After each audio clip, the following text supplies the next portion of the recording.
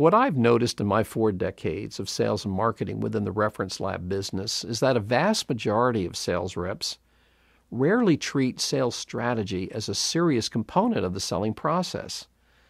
You may intuitively think you have a sales strategy, but frequently I've found that many of them are just rather superficial. Perhaps this isn't surprising because many sales training programs direct their instruction on the tactical side of the equation, and they don't spend any time talking about strategy. But to my way of thinking, a training class just isn't complete unless it devotes time discussing the various facets of strategy. When I developed a curriculum for lab sales reps, I wanted to provide a number of topics related to strategy that field reps could document in order to be as effective as possible. Some areas I cover are the 2 pre-call agenda items that need to be thought out prior to making a sales call.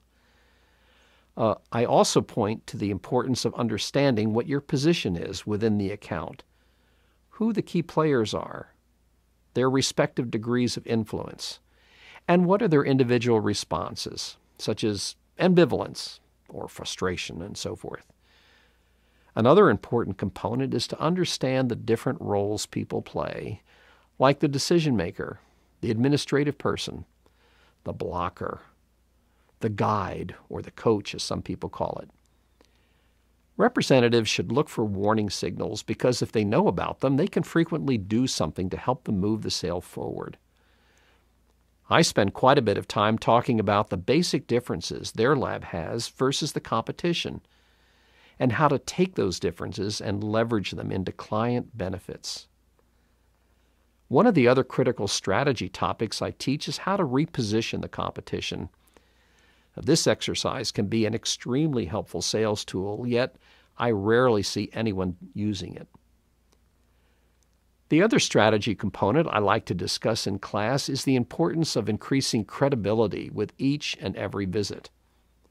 When a sales rep fails to do this, and he or she simply stops in without a legitimate reason designed to help the client, the sale typically goes nowhere. It's like the Energizer Bunny that just keeps going and going and going with no end in sight. Those who attend my strategy class walk away with a complete blueprint of what they need to know and work on before they make any kind of proposal to a decision maker. It places you in a far better position than competitive representatives because you've done your homework. It adds significantly to not only your credibility, but also to the laboratory for hiring top-notch people.